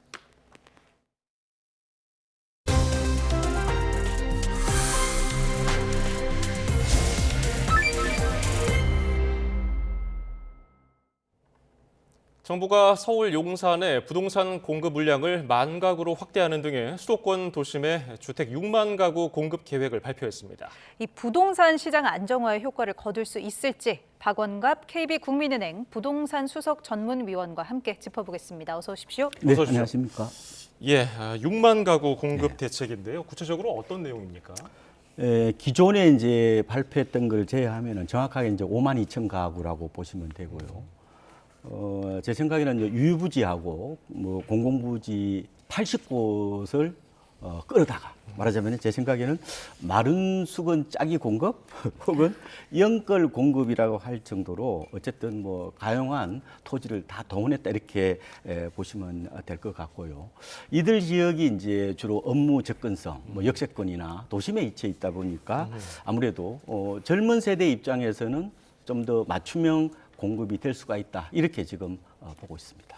네, 방금 말씀해 주신 것처럼 총 6만 가구가 정도가 되는데 이게 판교 신도시의 2배 규모, 여의도에는 1.7배 규모 정도라고 합니다. 어떤 부지들이 특히 좀 눈여겨볼 만한 건가요? 아까 방송에서 제가 봤는데요. 가장 뭐 주목할 만한 곳이 이제 용산이죠. 용산에 이제 13,500가구, 뭐 국제 업무지구도 이제 포함이 돼 있고요. 이곳에서 이제 증가가 되거든요. 당초보다. 그냥 그게 대부분 4,000가구인데 그게 이제 국제 업무지구라고 보시면 될 것 같고. 그리고 또 하나의 축은 이제 태릉이죠. 태릉도 지금 6,800가구 정도 잡혀 있고요. 그다음에 이제 과천. 과천이 거의 10,000가구에 가깝습니다. 거의 뭐 9,800가구 정도가 되는데 그 경마장이 있잖아요. 예. 그거하고 국군 방첩사령부가 이전을 할 겁니다. 이곳에다가 이제 집을 짓겠다 이렇게 지금은 계획을 밝히고 있습니다. 아마도 빨리 착공하는 곳이 제가 보니까 이 강서구에 군부지가 있거든요. 네. 이게 한 900가구 정도 돼요. 이게 2027년에 아마 착공이 들어가지 않을까 이렇게 보고 있습니다. 예, 대책을 보면은 수도권에 집중돼 있거든요. 네. 그러면 이런 대책들이 결국 서울 집값을 잡을 수 있을 것인가 어떻게 전망하십니까? 지금 주택시장 심리는 이 공급 부족, 말하자면 공급 절벽에 대한 불안이 큽니다. 그래서 이번에 이제 지속적으로 공급을 하겠다, 뭐 그런 신호를 확실하게 보냈다, 뭐 그런 측면에서 보면은 불안 심리는 조금 진정될 수 있다 이렇게도 보고 있고요. 다만 이제 부동산 가격이라는 게 이 공급만으로 되지 않지 않습니까? 이건 중장기 계획이잖아요. 그래서 단기적으로는 아마 제 생각에는 아마 세금이라든지 이런 대책이 아마 추가적으로 나와야 어느 정도 좀 흐름이 결정되지 않을까 이렇게 보고 있습니다. 당분간 아마 제 생각에는 지금 같은 약간 조정 국면 혹은 약간 어떻게 보면 행보 장세가 좀 더 이어지지 않을까 이렇게 예상을 해보고 있습니다. 어쨌든 공급책이 나오면서 좀 기대감에 추격 매수 심리는 좀 진정이 된다 하더라도 이제 당장 뭐 집이 뚝딱 생기는 건 아니니까 그렇죠. 어느 정도는 좀 진정세다 이렇게 보시는군요. 구체적으로 따져보면 특히 태릉 CC 같은 경우에는 이 문재인 정부 때부터 공급 계획에 있었지만 실행까지는 진척이 되지 못했잖아요. 이런 부지들도 이번에 포함이 됐는데 이번에는 그럼 확실히 좀 다를까요? 그래서 그건 이제 후속 대책을 지켜봐야 돼요. 근데 이제 말씀하신 것처럼 2020년 당시에 6년 전이죠. 그때에 이 태릉을 비롯해서 한 33,000 가구를 공급하겠다고 밝혔지만 뭐 별로 진행된 게 없어요. 근데 이번에 똑같이 이제 나왔다는 건데 그때 당시를 보면요. 주민들의 반발이 좀 심했던 것 같고 그리고 여러 가지 환경 영향 평가 이런 부분들도 좀 걸림돌이었는데 어쨌든 이 부분은 유관기관하고 또 서울시하고 또 충분히 좀 협의를 해야 될 것 같아요. 이 부분이 아직 아마 세부적으로는 협의가 좀 안 된 것 같아요. 앞으로 이게 이제 공급이 어느 정도 좀 빨리 될 수 있느냐. 이게 결국 보면은 이런 여러 가지 걸림돌을 좀 빨리 제거하는 이게 좀 달리지 않을까 이렇게도 보고 있습니다. 예, 지금 말씀하신 대로 속도가 중요할 텐데 어느 정도 좀 뒷받침될까요? 지금 그 공급되는 게 허벌판 신도시가 아니에요. 이거는 누군가는 살고 있죠. 그 근처에는. 그리고 국가 땅인 경우가 많잖아요. 이 경우에 뭐 장단점은 있습니다. 일단은 토지 수용에 따른 민원이 어떻게 보면 좀 줄 수가 있겠죠. 예. 그리고 지하철도 있죠. 그래서 아마 기반 시설을 추가적으로 설치할 이유는 없어요. 그런 측면에서 보면은 속도감이 어떻게 보면 좀 날 수가 있다 이런 생각을 해보고 있는데 다만 아까 말씀하신 것처럼 집이라는 게 뚝딱 되는 게 아니니까 결국 아마 시장하고 정부 간에는 일종의 신호등 체계라고 보거든요. 계속해서 이게 공급이 되고 있다는 신호를 자꾸 이제 보내서 그 신호가 어떻게 보면 믿음이 될 수 있도록 한다면은 어쨌든 간에 뭐 서둘러서 내가 집을 사야 되겠다는 사람이 조금 더 기다릴 수 있잖아요. 뭐 그런 수요 어떻게 보면은 약간 줄이는 뭐 그런 측면에서는 뭐 좋은 대책이다. 뭐 이런 생각도 해보고 있습니다. 네, 5년간 그러니까 수도권에 5년간 135만 호 이상 착공을 하겠다는 게 네. 정부의 공급 목표잖아요. 이 속도가 그럼 어느 정도 좀 현실 가능성이 있다고 보세요? 글쎄 지금 뭐 발표한 지 얼마 안 됐잖아요. 한 석 달 됐나요?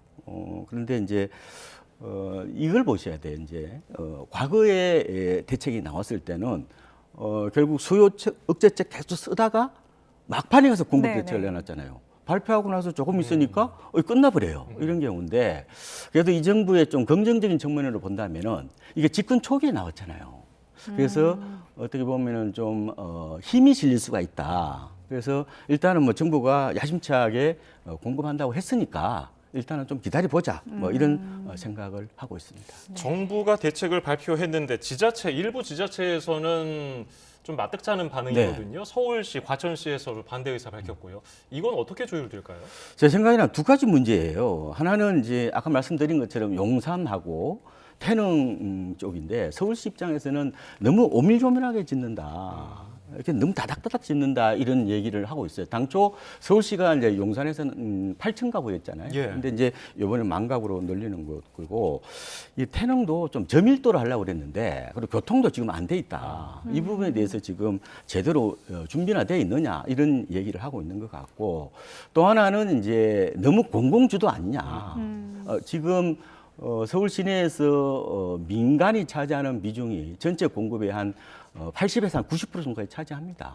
그럼 민간을 놔두고 그럼 공공이 과연 공급 부족을 메꿀 수 있겠느냐 하는 문제인데 제 생각에는 어떻게 보면 국민 입장에서 본다면은 뭐 공공은 공공대로 공급하고 또 민간은 또 민간이 공급할 수 있도록 여러 가지 숨통을 이제 터주는 방법.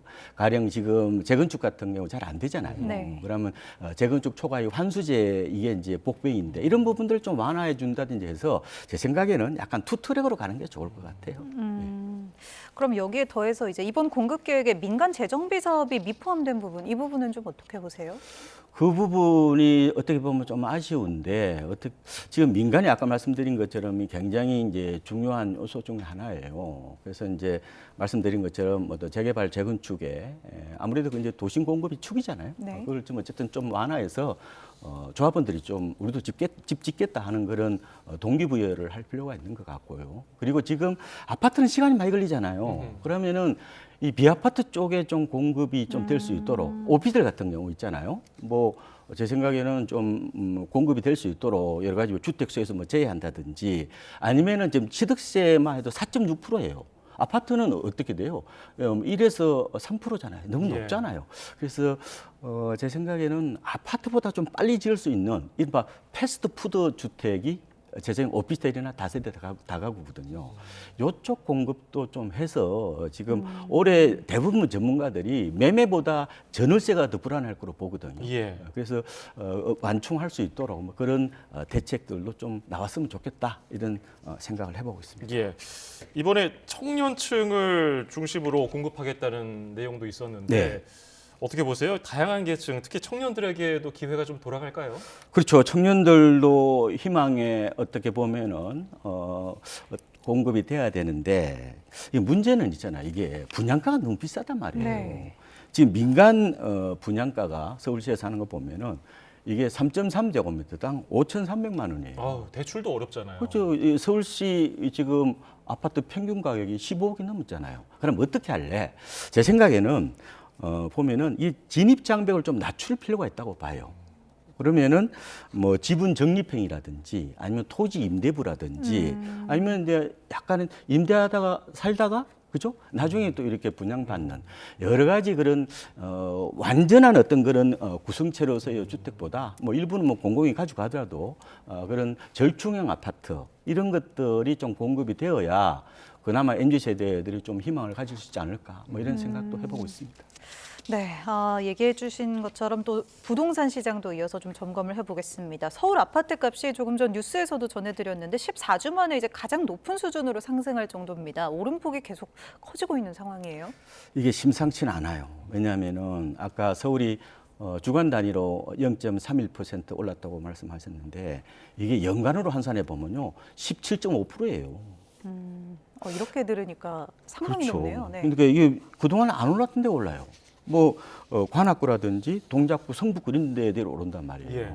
그러니까 주로 이제 뭐 강남 같은 데는 비싸니까 결국은 이제 그보다 좀 싼 지역으로 수요가 이동하고 있다 이렇게 볼 수도 있는 것 같고 혹은 순환매로도 볼 수가 있는 것 같은데요. 뭐 유동성은 많이 풀리고 그리고 이제 공급 부족에 대한 불안 심리가 결국은 이 수요자들로 하여금 중개업소로 이렇게 몰리게 만드는 거잖아요. 그래서 어쨌든 이게 굉장히 어떻게 보면은 시장으로 보면은 약간 과열 양상이 이게 뭐 계속 이렇게 진행되고 있으니까 정부 입장에서도 아마 이 점을 보고 이번 대책을 좀 서둘러서 내놓는 게 아닌가 이런 생각도 해보고 있습니다. 예. 그런데 또 흥미로운 데이터가 하나 있어요. 대출이 좀 어려운 상황에서 30대들이 내 집 마련하는 경우가 많다고 하던데 이건 어떤 내용입니까? 저도 이 통계 보고 놀랐는데요. 예. 한국 부동산은 통계인데 올 1월부터 11월까지 서울 아파트를 산 30대가 4년 만에 최고치입니다. 어허. 그래서 한 33.6% 정도를 차지해요. 근데 30대가 무슨 돈이 있어요? 그러니까요. 네. 그렇게 생각하기 쉽잖아요. 예. 주식이나 코인이나 할 텐데 제가 봤을 때 30대가 평균으로 볼 게 아니라 굉장히 어떻게 보면은 약간 양극화? 또 다른 양극화가 나타나고 있는 게 아닌가 생각이 들어요. 바로 핵심 수요층이 이 고소득 맞벌이 부분입니다. 그렇잖아요. 그러다 보니까 지금 고소득자들은 집을요 30대에 삽니다. 통계를 보면. 예. 우리나라의 최초 구입 연령이 2024년 통계로 41.3세예요. 그런데 고소득은 37.8세다 이렇게 보면 되는데 또 하나의 어떤 특징 중에 하나가 지금 30대가 맞벌이가 많아요. 우리나라 평균은 지금 맞벌이가 48%인데 예. 지금 30대는 61.5%입니다. 일본은 70% 가까이 돼요. 그러니까 결국은 맞벌이니까 고소득이잖아요. 그러다 보니까 결국 이런 아파트를 산다 이렇게 볼 수 있는데 이번 대책에 우리가 도심도심 했잖아요. 그러고 보면 방향성 맞는 거죠. 왜냐하면은 맞벌이니까 결국은 좀 직주 근접이 그렇죠. 그 수요가 훨씬 더 커졌다고 보면 되는 거죠. 그래서 옛날에는 뭐 외곽에 그죠 남편 아침에 그렇죠. 광역버스 타고 출근하고 나는 집안 살림했지만 지금은 그런 세상이 아니죠. 그래서 어떻게 보면 방향성 오른데 좀 속도감 있게 어쨌든 이 고소득자들까지도 좀 나중에 좀 분양을 좀 받을 수 있는 그런 기회들도 좀 마련해야 되지 않을까 이렇게 보고 있습니다. 네, 어떤 방식으로도 좀 대비를 해야 할 것 같고요. 마지막으로 하나만 더 여쭤보겠습니다. 청와대에서 이제 다주택자 양도세 중과에 대해서는 한두 달 연기, 네. 뭐 이렇게 유예를 좀 검토한다고 밝혔는데 앞으로 언제든지 이제 유예가 종료되면 시장에 또 영향을 미칠 텐데 어떨까요? 글쎄요, 지금 토지거래 허가구역이라는 특수성을 제 생각에는 감안해야 될 것 같아요. 그러니까 원래 이제 대통령께서 5월 9일까지 잔금이 아니라 계약금을 뭐 치르면은 어쨌든 중과를 하지 않겠다고 했는데 지금 토지거래 허가구역은요 기본적으로 이 일반 계약하고 달라요. 약정서를 씁니다. 그러고 나서 구청이나 시청에다가 허가 신청을 해요. 그거 나오는데요. 공휴일까지 포함하면은 적어도 20일에서 25일 잡으셔야 돼요. 네네. 그러고 나서 계약을 하는 건데 문제는 그러면은 다주택자는 내가 집을 두 채 갖고 있으면 한 채는 세를 주고 있을 거 아니에요. 예. 근데 세입자 어떻게 내보내요? 그래서 세입자를 내보내려면 이사 뭐 이사비도 줘야 될 거고 또 설득도 해야 되는데 제 생각에는 이게 한두 달이 아니라 1년은 못 하더라도 한 연말까지 정도 유예를 좀 해서 결국은 매물이 나오도록 하는 거잖아요. 그래서 네네. 시장이 안정되는 건데 방법적으로는 조금 유연하게 하는 것도 나쁘진 않다. 그래서 시장과 호흡을 해야 이게 효과가 좀 더 네. 크게 나타날 수 있기 때문에 그래서 실무진에서 한 번 더 이 부분에 대해서 좀 검토를 좀 해서 부작용이 좀 없도록 이렇게 했으면 좋을 것 같다. 이런 생각을 합니다. 예, 오늘 말씀 여기서 줄이죠. 박원갑 KB국민은행 부동산 수석 전문위원이었습니다. 고맙습니다. 고맙습니다.